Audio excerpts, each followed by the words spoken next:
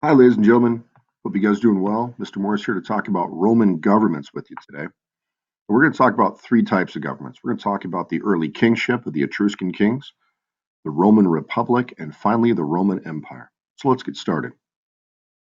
Here are the three vocab words today: consul, republic, and empire. Now, as we mentioned earlier, we were talking about the geography. Rome was ruled early around 700 BC when it first got started on the Italian peninsula by the northern people called the Etruscans. And the Etruscans gave them a military, gave them the ideas on how to have architecture, building design, and also gave them ideas of how to farm. But the Etruscans had kings, and when they took over Rome, Rome was ruled by an Etruscan king.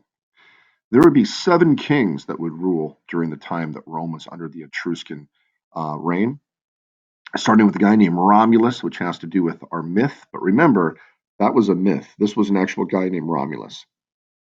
Maybe the myth was named after him. I don't know.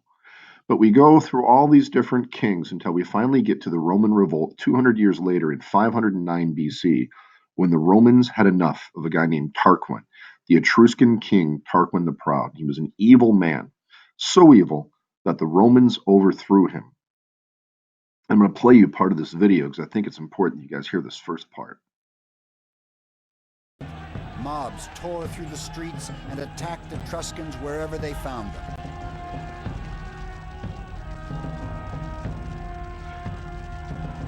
This is the Roman revolt, A which they stern pushed the nobleman named Etruscans out. Brutus organized a furious attack on the Etruscan king and his courtiers.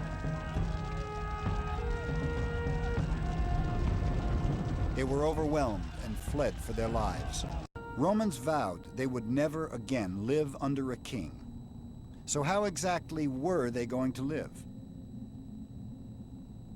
How would they govern themselves? Their solution was momentous. They declared that the affairs of Rome would belong to the people, that citizens would vote, and that Rome would be a res publica, a public affair, a republic. So I want to stop there so we can move to the next slide. Now, Rome has just kicked out the Etruscans, and they now control, in the year 500 BC, they control the north and the middle of the Italian peninsula. Now, we haven't got to the Greeks yet down there in the south. This is where we're at in our story still. So around 500, and they control the middle and the northern part of the Italian peninsula, but they need a new government because they know they didn't like kings. The Etruscan kingship did not work for them. So, as the video just suggested, they start something called the Roman Republic, which means they're going to rule themselves. And that sounds great, but the Roman Republic was built on the landowners, people called the patricians. So there were 300 men that controlled all of the land. Now they were farmers and grape growers and such, but they were on a big level. We're talking about people who owned thousands and thousands and thousands of acres, miles of land. These aren't the working class people. This isn't the majority. This is the top 10% of the wealthiest people in the Rome at the time. And they declared themselves the government of Rome. There were 300 of them, and they were very wealthy, and they made all decisions for Rome at the time. Now they've kicked out their northern invaders, their Etruscans, the people that had attacked and controlled them. Now this republic would have a senate.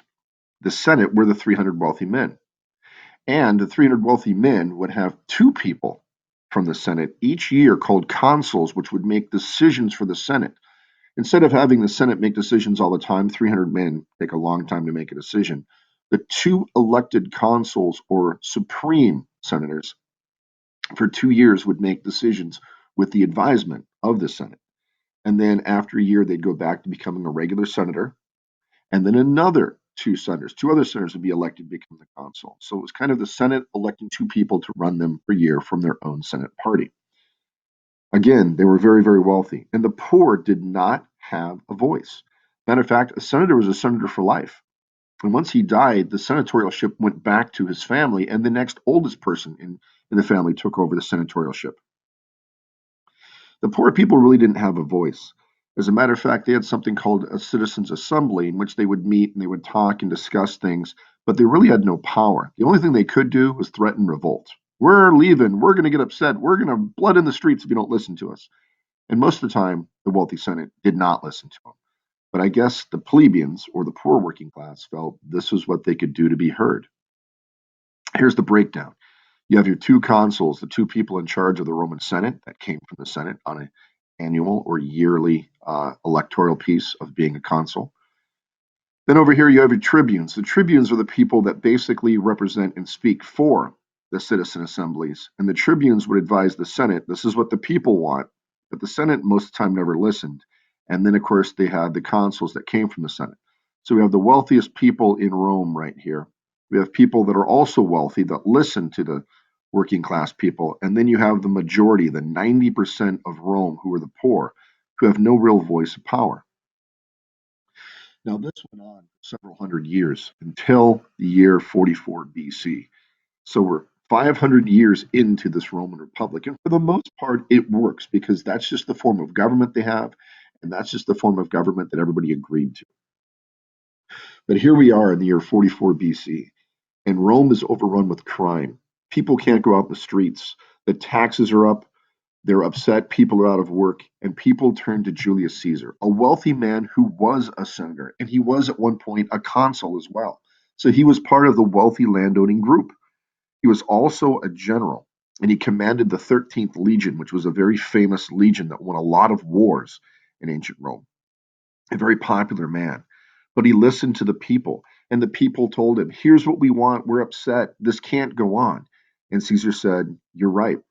And so Julius Caesar, with his 13th legion, decided to go to war against his own Senate. He started a civil war. And what he did by gaining the power and support of the people was he went to war against the Roman Senate's army. This is the 13th legion taking on the rest of the Roman armies commanded by the Roman Senate. And after 5 or 6 years of war with the people on his side, Julius Caesar won and made himself dictator for life. Now, as you can imagine, the senators were not very happy. They were very upset with Julius Caesar's power because the poor loved him. And the Senate wanted to go back to the Republic where everybody, the rich people, were in charge.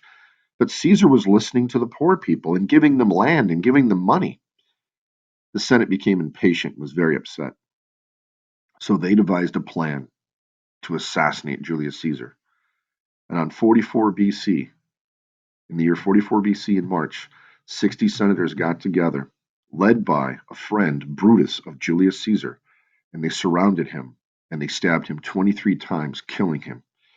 Now, the problem was the Senate believed the power is going to go back to the Republic. We're going to be in charge again. But the people went sideways. They were so upset. The people chased the evil senators out of Rome. Brutus, the conspirator that was his friend, Caesar's friend, killed himself. What do we do for a government now? The guy who spoke for us that took over was murdered by the Senate, and the Senate's been run out of Rome. We have no government. So, what happens next? The next thing that happens is there was another war because of this vacuum of empty power. And one of the people that stood up for power is a man named Octavian, and he was Julius Caesar's nephew. He was only 19 at the time. And with the power of Julius Caesar's friends, such as Mark Antony, Julius Caesar's best friend and loyal general, Octavian won the power of Rome from other type of senatorial armies trying to get power. And so at the age of 30, Octavian takes over where his uncle left off and becomes the emperor of Rome and changes his name to Augustus Caesar in honor of his uncle, Julius Caesar. He would rule for 45 years and be exactly what Rome needed, a very solid, brilliant man who listened to the Senate. He put the Senate back together and listened to them. And then he also had military advisors and he listened to what everybody had to say and he listened to the Roman citizens. He was the best leader Rome ever had. And underneath him, Rome grew very sound. Economically, people were working, people were happy. This was known as Pax Romana, or the Peace of Rome. People finally relaxed and said, this is exactly what we need. Augustus Caesar, a brilliant man. So, what did it look like, the Roman Empire, for the next 500 years? Well, the Roman emperor did his job right. He would listen to his army advisors and he would listen to his Senate advisors. And part of those Senate advisors were also the people. the people down here would speak and he would listen to them.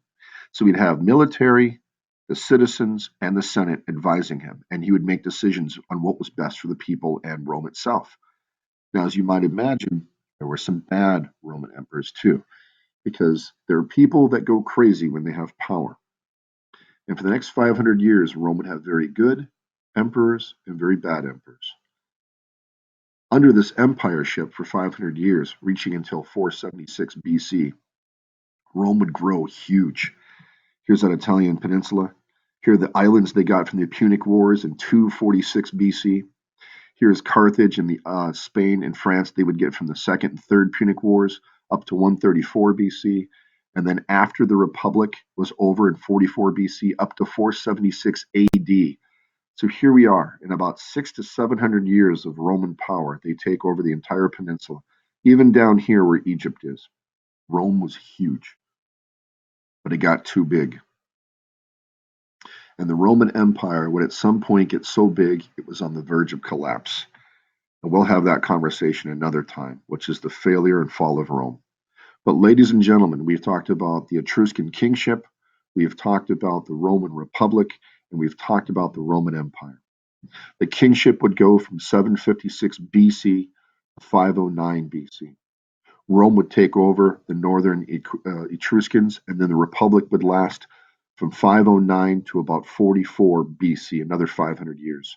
And then from 44 BC to 476 AD, the empire would lead until finally the fall of Rome. Well, I hope you guys learned something about Roman governments, and I look forward to talking to you guys again. Bye.